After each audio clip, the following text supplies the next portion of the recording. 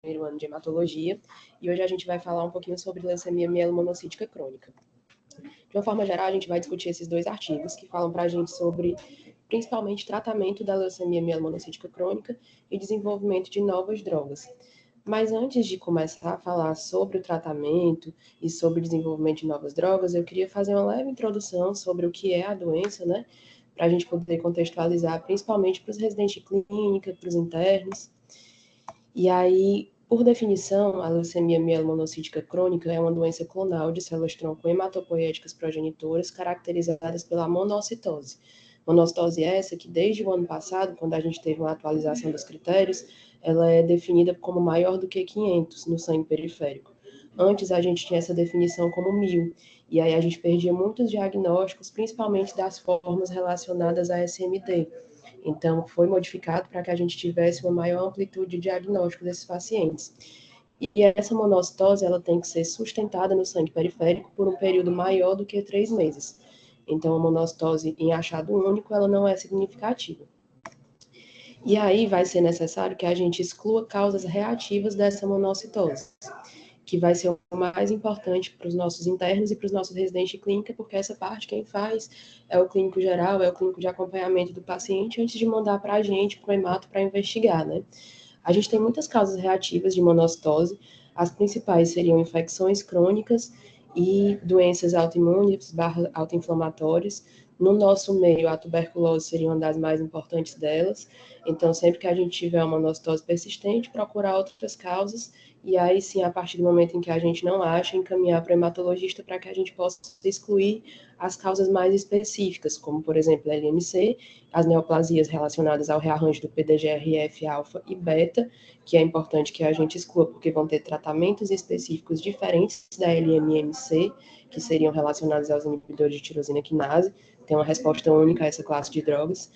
E é necessário a gente documentar a medula óssea desse paciente. Não que seja necessário ter displasia na medula, mas é bem sugestivo e é necessário que a gente estude a medula desse paciente para a gente excluir outras causas. A importância desse diagnóstico está muito relacionada ao risco de transformação para leucemia mieloide aguda, que é mais ou menos de 15 a 20% em cerca de 3 a 5 anos. E a nossa população-alvo vai ser aquele paciente entre 73 e 75 anos do sexo masculino. Aqui no nosso serviço, a gente tem um perfil até um pouquinho diferente, faz parte do meu TCC, o estudo desses pacientes, então a gente tem uma mediana de idade um pouco mais baixa, mas realmente o sexo masculino sendo absolutamente mais prevalente do que o feminino. A gente tem subtipos de LMMC, temos o subtipo mieloproliferativo e mielodisplásico, os dois podendo ir para uma transformação blástica. De forma objetiva, o mieloproliferativo é aquele definido por leucócitos acima de 13.000 e o mielodisplásico definido por leucócito abaixo de 13.000. Mas a gente vai ter outras características associadas, por exemplo, o mieloproliferativo ele vai estar associado a mais organomegalias, como por exemplo a hepatosplenomegalia, pode ter trombocitose, pode ter aumento de HB, já o mielodisplásico ele vai cursar com citopenia, sintomas constitucionais, adinamia, sangramentos, infecções de repetição ligadas às citopenias que vão estar presentes no hemograma. E a transformação blástica ela é definida pelo aumento de mais de 20% de blastos ou equivalentes de blastos na medula. A gente tem vários sistemas de classificação da LMMC. Aqui para o nosso estudo de hoje ele não vai ser tão relevante, mas só para a gente citar e saber que existem vários, alguns importados da SMD, outros já desenhados para a própria LMMC, como CPSS, e ainda mais especificamente o CPSS-MOL, que vai ter a adição das mutações que são fatores de mau prognóstico, que já indicariam que esses pacientes deveriam ir para transplante. Como exames diagnósticos, a gente não vai ter um exame que bata o martelo e por ele sozinho diga que aquilo ali que a gente está vendo é o LMMC. Mas a gente tem um apoio muito importante da citrometria de fluxo, que foi padronizada já pela OMS e pela ICC como uma das formas diagnósticas.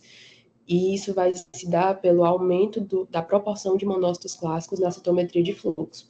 Uma pessoa normal, ela tem em torno de 85% de monócitos clássicos na medula, que é esse monócito, que é CD14 positivo e CD16 negativo. E para o diagnóstico de LMMC, o corte padronizado foi acima de 94%. Então, quando a gente tem o aumento desses monócitos clássicos na medula, a gente tem um diagnóstico de LMMC. É importante a gente ressaltar que não tem marcadores únicos de superfície para monoblastos e promonócitos malignos, então não tem um marcador que a gente vai identificar na citometria que vai dizer para a gente que essa é realmente uma LMMC, que isso é realmente um monócito maligno. E é importante a gente ressaltar também que os promonócitos são equivalentes de blastos. Então, quando a gente faz a citometria, eles devem ser somados a mieloblastos e monoblastos para a gente ter a contagem final e definir se é uma transformação blástica ou não. O histopatológico, ele também não tem um achado patognomônico de LMMC, mas ele é frequentemente hipercelular, com hiperplasia granulocítica, displasia leve a moderada, e os marcadores mais confiáveis da imunistoquímica são o CD68R e o CD163, que são marcadores de monócitos, e mais uma vez não são marcadores de monócitos malignos. A LMMC ela tem relação importante com outras doenças, sobretudo doenças autoinflamatórias, autoimunes, e aí a gente pode ter relação com doenças inflamatórias intestinais, com artrites soronegativas, com vários outros tipos de manifestação. E todos esses pacientes que têm esse tipo de manifestação autoimune deveriam ser rastreados para a síndrome VEXAS, que é esse rastreio seria feito com base na mutação do UBA1, que é o gene da ubiquitina. E todos esses pacientes deveriam ser oferecidos esse rastreio. E outra doença associada é a nefropatia induzida por lisozima, que pode tanto estar presente, se manifestar na forma de lesão renal aguda, como de lesão renal crônica, merecendo ser pesquisado nos pacientes que têm algum tipo de alteração renal. E aí, agora que a gente já passou por essa parte inicial, para entender o que é a doença, né, vamos propriamente para a discussão dos artigos. O primeiro artigo que a gente vai falar é um artigo sobre perspectivas do desenvolvimento de novas drogas para a leucemia mieloide crônica. E aí, ele começa contextualizando as dificuldades do desenvolvimento dessas drogas, principalmente porque, apesar da descrição inicial da LMMC ser de 1937, ela sempre foi descrita como um subtipo de SMD. Então, até pouco tempo atrás, a gente não tinha estudos prospectivos, estudos clinical trials feitos especificamente para a LMMC, e sim sempre ela sendo um subtipo de SMD, um subgrupo, uma subanálise nesses estudos. Só as versões mais recentes da OMS e da ICC que classificaram a LMMC como uma doença única dentro das SMDs e SMPs. E uma outra dificuldade é a parte biológica da doença, porque a gente ainda não tem uma compreensão completa de como é a mutação inicial, a mutação fundadora, e nem de quais são as mutações drivers de progressão. Tem-se algumas ideias, algumas sugestões de acordo com alguns trabalhos, mas a gente ainda não tem isso bem estabelecido. Nos últimos 20 anos, as únicas medicações que a gente teve aprovadas para SMD ou para LMMC foram medicações baseadas em SMD, que são os hipometilantes, a azacitidina com aprovação em 2004, a decitabina com aprovação em 2006, e uma nova formulação de decitabina, que é uma formulação oral, ou seja, não é nenhuma nova droga, né, que foi aprovada em 2020. Então, nesses últimos 20 anos, só 2 formulações de drogas foram aprovadas aí para LMMC.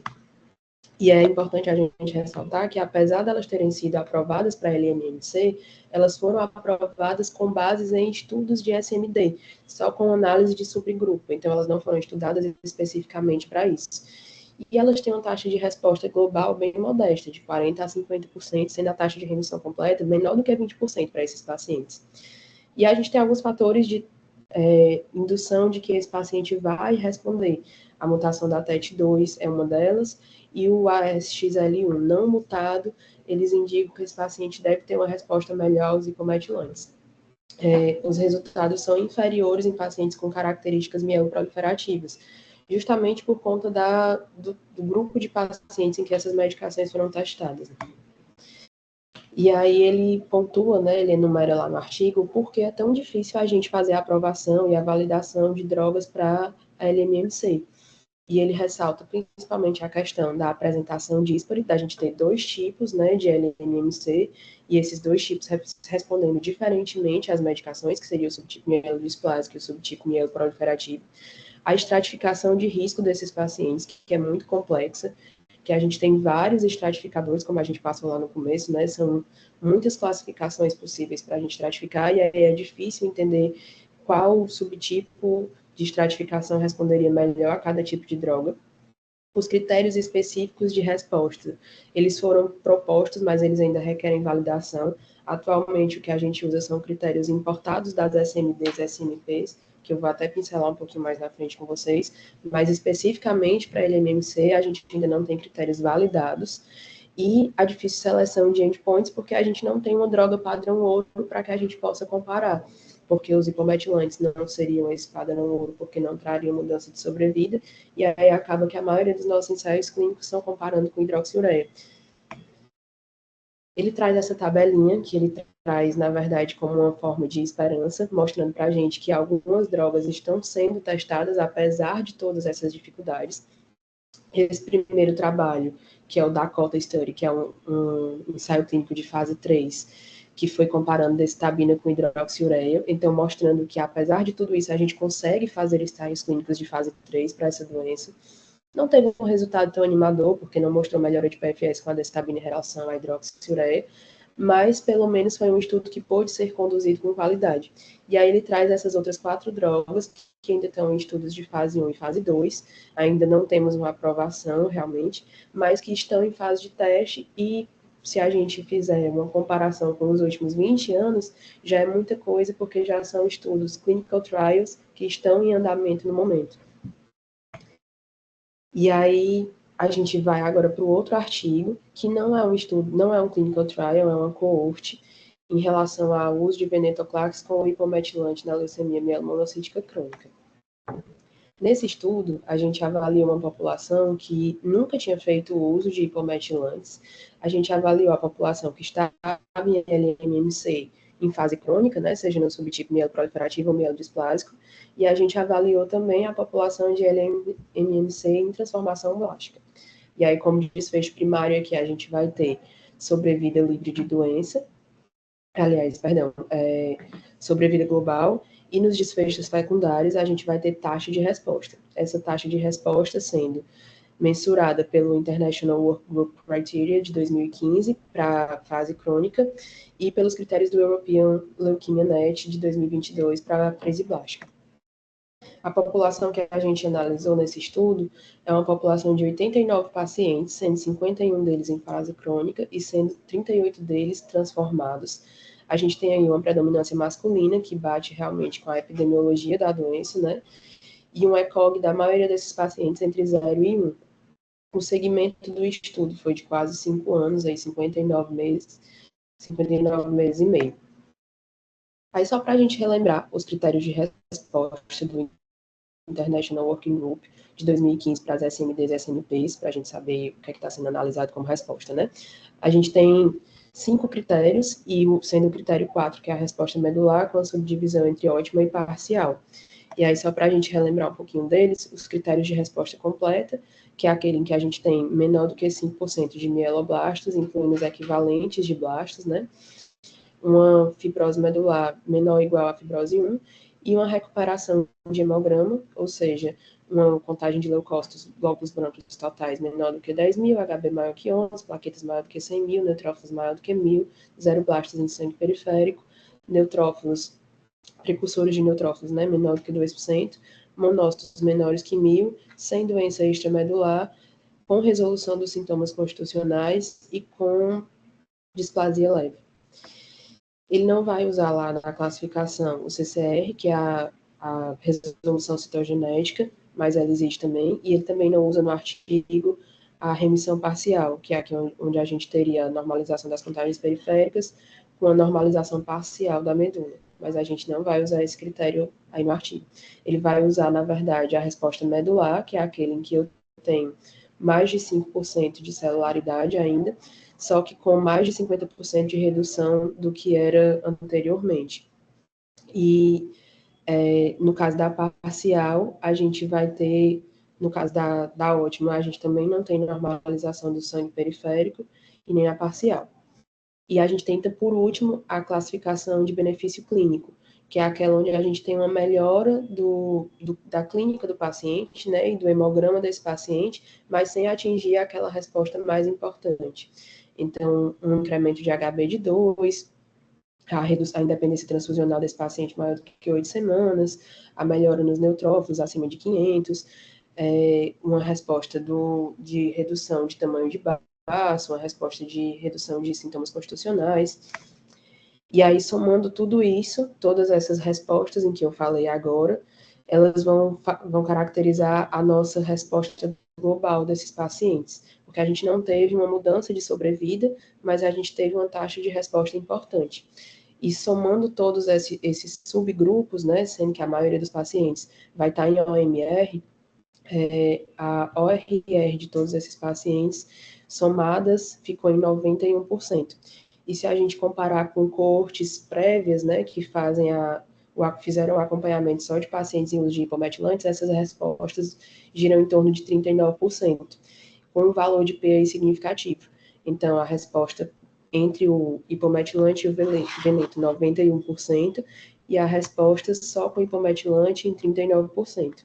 O tempo médio de resposta desses pacientes foi de 2,3 meses, ou seja, em mais ou menos 2 ciclos de hipometilante com venetoclax, e a duração média de resposta foi de 9 meses.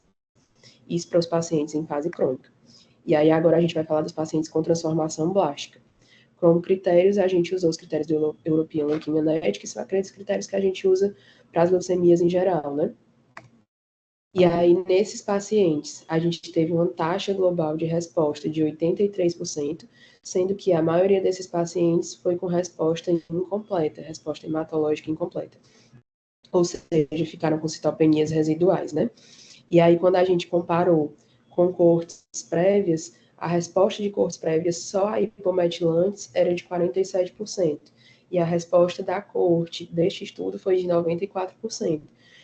Então, a gente tem uma diferença significativa aí com o valor de P menor do que 0,01, mostrando uma boa resposta ao veneto com hipometilante nesses pacientes em crise blástica. Houve uma tendência pior de resposta nos pacientes com mutação da via raiz basal, mas foi só uma tendência, o valor de P não foi confiável. E nenhum outro preditor de resposta mostrou uma diferença significativa estatisticamente nesses pacientes. E aí eles fizeram uma análise de alguns pacientes que já tinham feito o uso prévio de hipometilantes, porque a base do estudo eram os pacientes que eram virgens de hipometilantes, né, iam fazer hipometilante com veneto pela primeira vez. Mas eles tiveram alguma seleção de pacientes que já tinham feito o uso de hipometilante prévio e eles resolveram fazer uma subanálise. Esse grupo ele não é significativamente estatisticamente significante, perdão, mas eles resolveram colocar no artigo para tentar demonstrar que essa resposta ela não é tão boa quanto a dos pacientes que eram virgens de hipometilante. Foram só 35 pacientes analisados, mas a gente teve uma taxa de resposta na LMMC em fase crônica de 53%, incluindo todos aqueles grupos que ele considerou como resposta, uma OS de 12 meses, e 8 desses pacientes, que representavam 24% do grupo, foram levados para transplante de células-tronco. Já nos pacientes em crise blástica, a gente teve uma ORR, ou seja, somando todos aqueles pacientes que a gente considerou como resposta, né, de 38%, uma OS de 4 meses, e 7 desses pacientes, representando 24% aí do grupo, foram levados para transplante. Então, levando esses pacientes para a única alternativa curativa na LMMC, né, que é o transplante de células hematopoéticas alogênicas. E aí ele faz algumas considerações no final, explicando que essa resposta relativamente pobre ao venetoclax, ela está ligada a que a combinação dos inibidores de BCL2 com os hipometilantes não tem a mesma atividade das outras doenças mieloides na LMMC. A resistência ao venetoclax ela é identificada em todas as linhagens monocíticas. Então, a gente tem uma resistência maior, porque há uma perda da expressão do BCL2 e uma dependência de MCL1. Então, eles não respondem tão bem a essas drogas. Mas é importante a gente ressaltar que eles respondem de forma mais pobre ainda às quimioterapias intensivas. Então, por exemplo, um 7+3, ele teria uma resposta ainda menor do que um venetoclax com hipometilante. E aí, como mensagens para a gente levar para casa, é que, principalmente para os internos e residentes de clínica, né, as monocitoses persistentes, elas merecem ser investigadas, então sempre que a gente observar uma monocitose maior do que 500, A gente tem que ter uma atenção maior, ver se ela é uma monostose que tem uma causa reativa que explique aquilo, e se não tiver, encaminhar para o hematologista. O Dr. Fernando sempre gosta de ressaltar que o monócito é uma célula muito renegada e que a gente acaba não ligando para ele no hemograma. E muitas vezes a gente é induzido a esse erro, porque quando a gente vai ver os valores de referência da maioria dos laboratórios para o hemograma, o monócito ele é normal quando ele está em 500, então ele não chama a atenção do generalista que está ali observando aquele hemograma, mas que a gente fique atento que acima de 500, de forma persistente, ele pode ser patológico, né? E a descoberta precoce disso, ela é importante, porque ela pode ser a única chance desse doente chegar em boas condições para ir para o transplante. E em relação aos dois artigos que a gente discutiu, né? A gente chega à conclusão, vendo todos dois, que são necessários mais estudos e clinical trials, principalmente, sobre novas drogas para o tratamento da LMMC, porque a gente ainda não tem um padrão ouro. Os hipometilantes, por si só, apesar de aprovados, eles não são um padrão ouro. E que a única terapia que muda a sobrevida desses doentes é o transplante. Então, a partir do momento em que a gente diagnostica, a gente já tem que pensar em transplantá-los e não em fazer hipometilante, e não em fazer hipometilante com veneto, porque a única terapia que vai aumentar realmente, verdadeiramente, a sobrevida desses pacientes é o transplante. E é isso. Muito obrigada.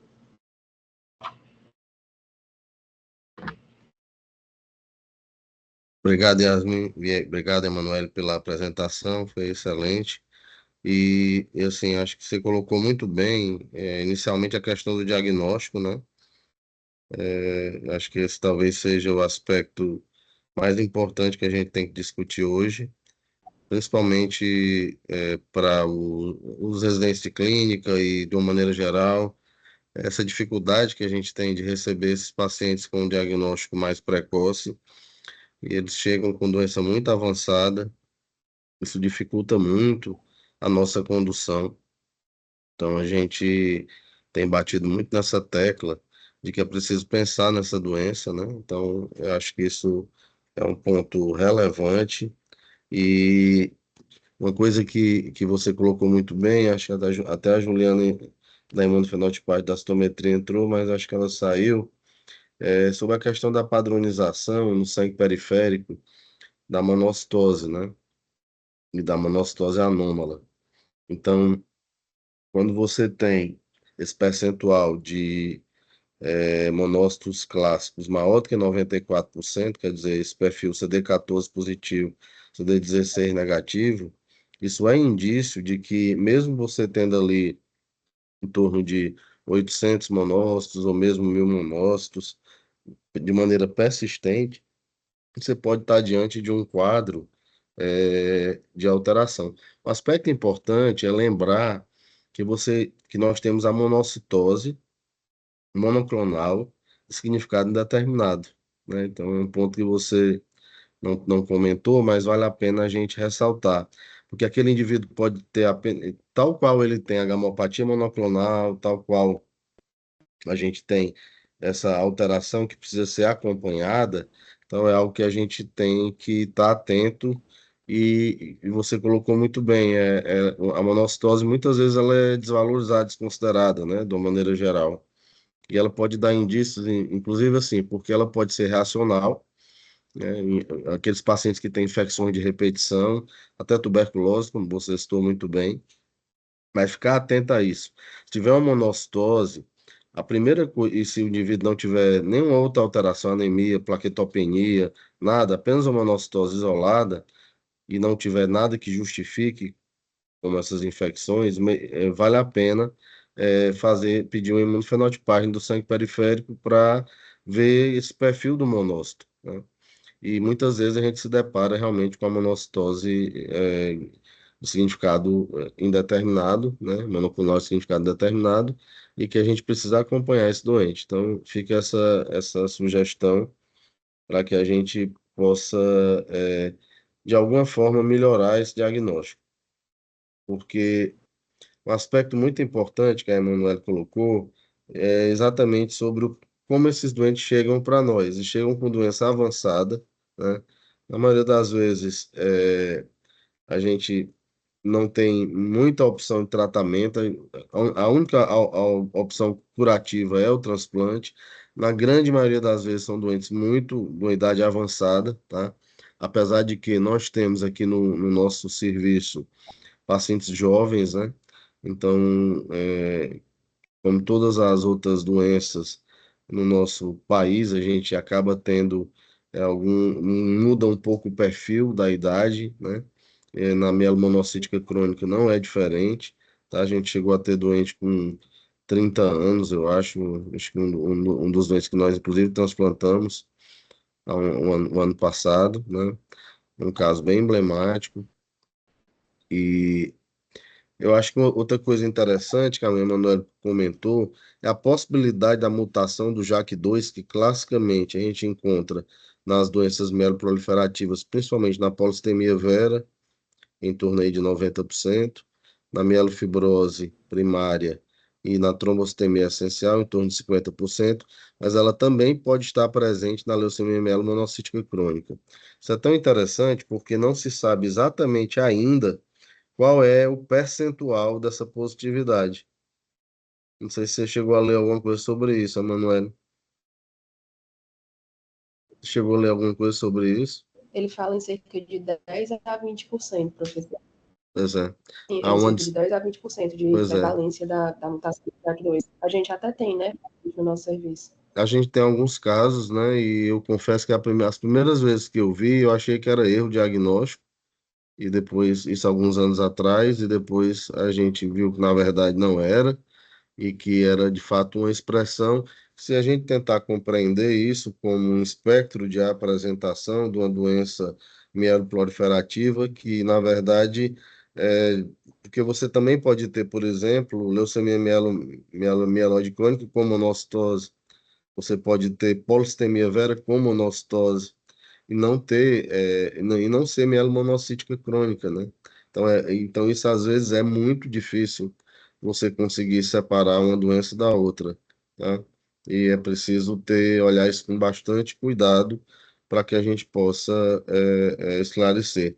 E uma dúvida é que, assim, inclusive esse estudo de fase 1, 2 que você mostrou, ele está tentando responder é, qual é o impacto, qual é o impacto do tratamento com o inibidor da JAK2 para esses doentes, né? Porque a resposta para PV ou para as outras doenças, a gente já sabe, né, que tem uma boa resposta, mesmo para mielofibrose, mas a gente não sabe ainda para mielomonocítica crônica se você associaria, por exemplo, hipometilante com o inibidor da JAK, ou faria só inibidor da JAK, né? A princípio, nós não temos ainda essa certeza. Então, você quer comentar alguma coisa sobre isso? Chegou a ler sobre isso, Emanuele? Ele fala lá, professor, que seria mais indicado para os pacientes que têm o subtipo mieloproliferativo, né? Que a gente pensaria em tentar reduzir as citoses, né? E tentar reduzir as organomegalias. E aí, mas todos ainda em fase de teste, ainda sem muitas evidências, é mais estudos de coorte, mais fase clínica mesmo, só esses de fase 1 e fase 2 que ainda não chegaram a uma conclusão. Um ponto muito importante é sobre a associação do hipometilante com o venetoclax, né, como você mostrou aí. É, é muito controversa essa associação, né? Tem grupos que acham que não tem nenhuma vantagem, inclusive porque você tem perda da expressão do BCL2, como você me mostrou, e isso faz com que o venetoclax seja menos eficiente, né? Um conceito muito importante de quem acompanha os doentes com leucemia mielomonocítica crônica é que não adianta você bater muito pesado nesse indivíduo, porque você vai enfrentar um inimigo difícil de controlar. Então, que às vezes você tratar de maneira mais agressiva, você só pode aumentar o risco de complicações, tais como infecciosas, e não resolver o problema, né? Então, isso quer dizer que não obrigatoriamente o indivíduo que vai para um transplante tendo mielomonocítica crônica, ele tenha que estar com a doença controlada. Então, a gente tem visto isso no nosso serviço, né? Doentes que vão, inclusive, com presença de blastos, e que no pós-transplante vão bem e acaba que a gente pode eventualmente até fazer hipometilante pós-transplante. É uma discussão, inclusive aquele estudo do Flanza, em que é feito antes, o mesmo Rick Trial, que é o estudo do grupo alemão, que é liderado pelo Nicholas Kruger, ele mostrou que no subtipo da mieloma crônica não houve benefício em você tratar de maneira mais aprofundada e mais agressiva antes do transplante. Então, não houve benefício. Então, é muito importante a gente saber lidar com a leucemia mielomonocítica crônica, porque ela fica meio que no limbo entre a mielodisplasia clássica e as mieloproliferativas crônicas, né? Então, já conhecidas. E, na verdade, a condução ela é um meio termo disso tudo. Então, a gente tem que ter essa percepção e essa sensibilidade, tá? Eu gostaria, então, de que a Emanuele falasse um pouco do trabalho que nós estamos desenvolvendo, os dados que ela já tem do trabalho dela, se ela fizesse um breve resumo disso, se você já tem condição de falar. A gente, a gente tem 14 pacientes já documentados aqui no H1, uma doença bem rara, né? Então, 14 pacientes não é um N pequeno, isso dos últimos 10 anos. E aí, realmente, a gente tem uma prevalência bem maior de homens do que de mulheres, que é o que bate com a literatura. Aí, 90% de homens na nossa casuística. O que muda da literatura em termos epidemiológicos para a gente é a faixa etária. A gente tem uma faixa etária um pouco mais jovem do que é o que é descrito, né? A gente tem pacientes, o mais jovem dos nossos pacientes, 27 anos, dá o diagnóstico, que é até um dos pacientes que transplantou, que a gente já tinha comprovado ativo.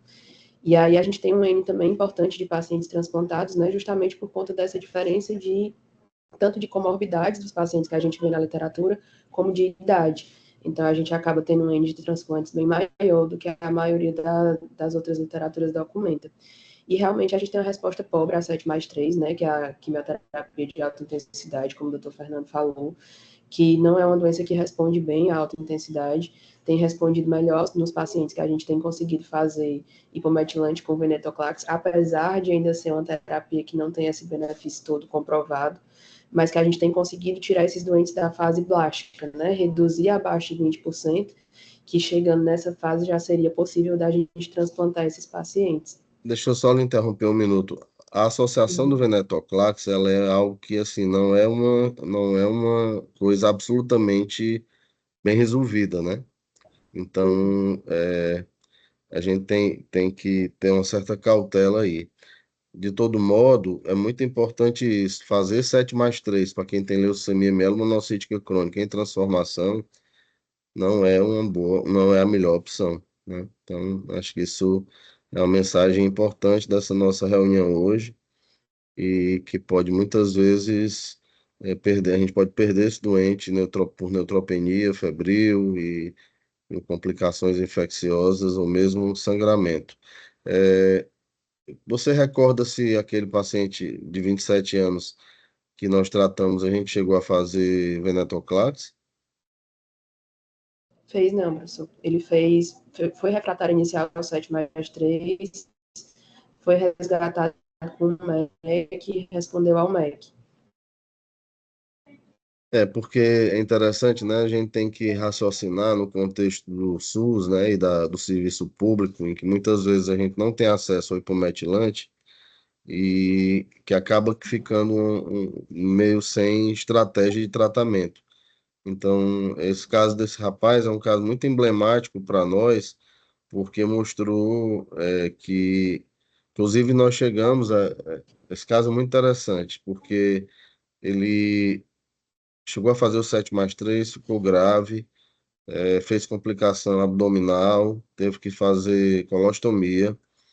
É, na sequência, ele ficou muito grave, nós decidimos até por uma paliação, foi uma coisa muito difícil, porque era um doente muito jovem, mas naquele momento foi a atitude mais acertada, e ele melhorou, controlou a infecção, e aí nós tratamos novamente, e nessa altura tratamos com mitoxantrona, etoposide e citarabina em dose intermediária.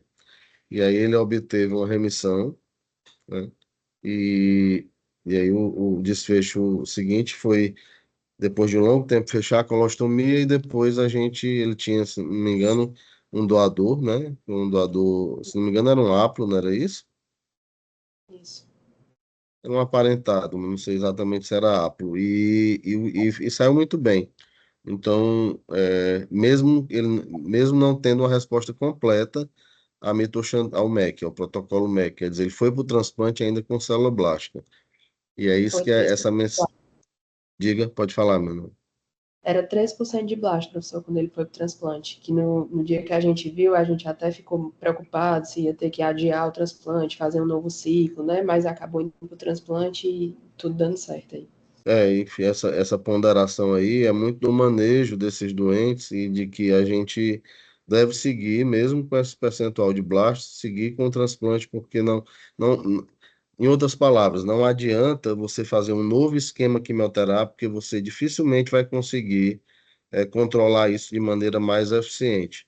Então, na verdade, ela está adiando a única chance que ele tem do transplante. Então, esse conceito é um conceito que a gente precisa discutir. Isso não é igual a uma leucemia mieloide aguda, né? Então, é uma visão, é uma estratégia de tratamento diferente, né? Acho que esse ponto é talvez um dos principais aqui que a gente queria trazer para essa discussão, tá? É, eu gostaria, então, de ouvir o Guilherme, nosso residente do segundo ano. As suas considerações, Guilherme. Bom dia, doutor Fernando. Bom dia a todos. Primeiro, parabenizar a Emanuele, né? Gosto muito dessas aulas quando tem um resuminho antes para a gente revisar os nossos conceitos e tudo mais. E a mensagem que fica realmente é o que o doutor Fernando bateu na tecla várias vezes. Assim, não adianta tratar intensamente esses pacientes porque a gente observa que não responde. Tipo, durante esses 2 anos, eu acho que durante os meus meses de enfermaria, eu tive contato com desses 14 pacientes aí que a Emanuele falou, acho que eu tive contato com 3 ou 4. E lembra aqui de nome. E nenhum teve uma resposta muito boa à quimioterapia intensiva. E outra mensagem que eu acho que também é muito importante é a questão do momento em se indicar o transplante, né? Assim, ter uma resposta boa, ter uma doença controlada, muitas vezes a gente não vai conseguir. E o fato desse paciente que foi transplantado com 13% de blasto em base um pouco essa mensagem, porque às vezes se a gente for querer transplantar esses pacientes com a doença totalmente controlada, talvez esse paciente perdeu o time. E lembrar que existe, né, mortalidade relacionada à terapia. Então, assim, tratar de forma demasiado para tentar encontrar o melhor momento para se transplantar, talvez a gente não vai conseguir, talvez a gente vai perder o ponto. No mais, é isso, e queria parabenizar mais uma vez a Emanuele, porque foi um excelente aula. Se ela puder me mandar depois. Tá bom, obrigado, Guilherme. Um ponto importante aí é a questão da estratificação de risco, que muitas vezes nós não temos como fazer a estratificação ideal pela ausência de acesso a exames moleculares. Então, acaba que a gente não consegue fazer o CPSS molecular, mas, como a Emanuele mostrou, nós temos pelo menos 8 opções de estratificar esses doentes e às vezes só com hemograma, tá? Então não esqueçam disso, que a gente pode tentar, não é tão eficiente quanto a análise molecular é muito mais eficiente, né? E a ausência ou não da mutação do SXL1, ela também tem um valor prognóstico importante, como a Emanuele mostrou, e pelo menos aí, por algum dessas estratificações, ou o IPSS, o RPSS, o mesmo esse do MD Anderson, a gente vai conseguir ter algum grau de estratificação, esse da Clínica Maio, tá? Então, procurar ter pelo menos um referencial para saber com que tipo de doente você está lidando, certo? Então, Vale a pena esse tipo de observação. Queria ouvir a Laís, nossa residente de segundo ano. Olá, bom dia. Parabenizar a Emanuele pela aula. Realmente, assim, não é fácil falar de LMMC. No decorrer da residência, como o Guilherme falou, foram muitos pacientes que trouxeram muito aprendizado para a gente. É uma doença rara. O monócito não é uma célula fácil, é uma célula muito infiltrativa, que pode trazer muitas consequências para o paciente, né, a monocitose. E, assim, reforçar a importância da gente conseguir levar esse paciente na melhor performance e status possível para o transplante, que é a única opção curativa para esses pacientes hoje em dia, né? Assim, reconhecer a importância desses novos estudos. A gente precisa ainda estudar muito essa doença para a gente entender como é que funciona e ter novas opções de tratamento, né, novas opções terapêuticas. Fiquei muito feliz aí com esses primeiros dados em relação ao uso do inibidor do BCL2, porque principalmente o paciente teria condições de chegar melhor no transplante, entendendo que ele traria menos efeitos colaterais, menos complicações infecciosas, e a gente conseguiria transplantar esse paciente no melhor status clínico, né? E assim, é sempre importante ressaltar e falar sobre essa patologia. É uma patologia grave, os doentes ficam graves. E nossa faixa etária mais jovem, né? De tratar melhor esses pacientes e chegar melhor com eles no transplante. Então, é um tópico sempre muito relevante de se debater. Aprendi muito no decorrer da residência, principalmente com esse caso que a gente citou, de levar o paciente para o transplante, mesmo com ainda algum excesso de blásticos, né? Entender que hoje esse doente está bem, fazendo uso da azacitidina, mas bem em remissão. Então, assim, é um exemplo que me marcou mesmo na residência, que acho que a gente tem que continuar discutindo para a gente diagnosticar mais e tratar melhor esses pacientes. Então, muito obrigada, acho que era isso que eu tinha para falar. Obrigado, Laís. E sempre lembrar que a associação do venetoclax ela precisa ser pensada caso a caso, tá? Então, é muito importante isso. Queria ouvir a Mariana Saraiva, nossa residente de segundo ano. Bom dia, queria parabenizar a Emanuele pela excelente aula, realmente, assim, muito bem colocados todos os pontos. Ressaltar a importância de se pensar no diagnóstico, né, e encaminhar esse paciente para hematologista o mais breve possível. Aí entra os meninos da residência de clínica, né, quando se depararem com esse tipo de caso, pensar na possibilidade de mielomonocítica crônica, né? Ressaltar a importância da utilização da citometria de fluxo no diagnóstico, porque nós podemos solicitar a citometria do periférico, né? E já classificar, dependendo do percentual de monócitos clássicos, com marcação forte para o 14 e baixo ausente para o 16, ressaltar a importância realmente de levar esse paciente para o transplante, que seria a única medida curativa, no melhor status possível, como os meninos já colocaram, né? Esses estudos novos de novas drogas, né? Incluindo aí veneto com hipometilante, que já é há um tempo utilizado nesse contexto, e os inibidores da JAK que estão em estudo, né? Pode ser que nós consigamos drogas melhores para tentar controlar, mas o papel do transplante ainda permanecerá e muito provavelmente como uma pedra angular no tratamento dessa doença. Obrigado, Mariana. Gostaria de, não sei se o Sérgio Parente quer fazer algum comentário, doutor Sérgio, nosso colega. Oi, doutor Fernando, bom Bom dia. dia, bom Eu dia, tô, eu Sérgio. tô, eu nem fui trabalhar hoje que eu tô meio doente, mas aproveitei para assistir a aula, né? Fez muito Então, bem. na aula passada, eu até fiz esse comentário, né, da citometria de fluxo do sangue periférico, que ela é muito útil em diferenciar a, a monocitose quando tem mais de 94% de monócito clássico, né, que aí já seria um indicativo você progredir a investigação. Mas eu também falei, né, e eu não sei que eu entrei um pouquinho depois da aula, se foi falar também, da importância também da morfologia do sangue periférico nessa situação.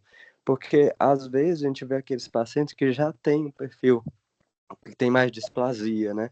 Então, aquele paciente que tem displasia no sangue periférico também, eu, por exemplo, já indicaria uma investigação de medula, né? E é isso aí, dependendo dos achados da medula, você já consegue adiantar a vida do paciente. Eu vi alguns casos dessa forma, eu acho que é um lembrete importante também, sabe? Que nessa situação, acho que a morfologia, no geral, né, tem perdido um protagonismo, né, nas doenças hematológicas, assim, né, quando você tem disponível citometria de fluxo com várias cores, quando você tem disponível biologia molecular, né, o painel de NGS, mas isso não é muito a nossa realidade, então acho que a morfologia ainda é uma grande aliada, né, nessa jornada aí do paciente, principalmente no início. Obrigado, Sérgio. Estimo as suas melhoras. Eu concordo totalmente, não só porque a nossa formação ela vem pautada na citologia, né? Então, eu acho que o hematologista que sabe citologia, ele tem uma arma a mais, ele tem para cuidar do doente, ele tem a possibilidade de ter informações mais detalhadas. E a despeito dessas novas técnicas, eu sempre acho que quando você parte de uma citologia bem feita, você tem condições de até aprimorar, desculpe, e de usar melhor, desculpe, essas ferramentas mais modernas.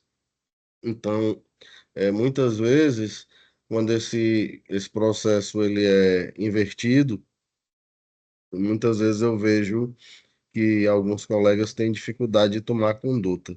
Então, eu concordo que, e especificamente numa leucemia mielomonocítica, nas doenças crônicas, né, olhar o sangue periférico com mais detalhe, com mais cuidado, é importante, né? Obviamente que a medula precisa ser vista em função de saber se tem displasia ou não, que aí é importante, uma biópsia de medula óssea, a questão da fibrose, e quando você tem todo esse embasamento e você junta com a informação genético-molecular, você tem uma condição de fazer um diagnóstico muito melhor. Tá? Então, estamos chegando aí ao final da nossa apresentação.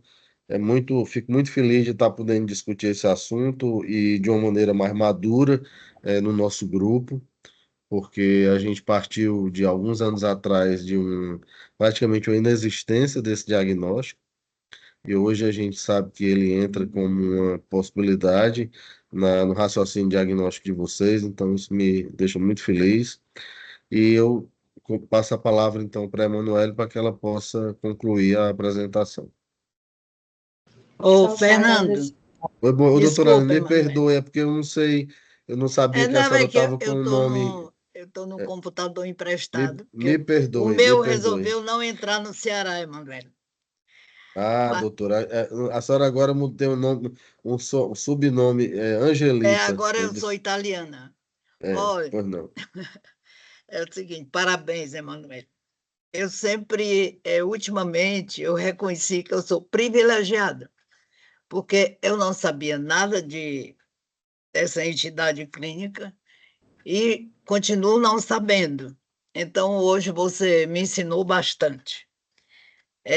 Dificuldade de classificação, dificuldade de estratificação de risco, dificuldade de tratamento.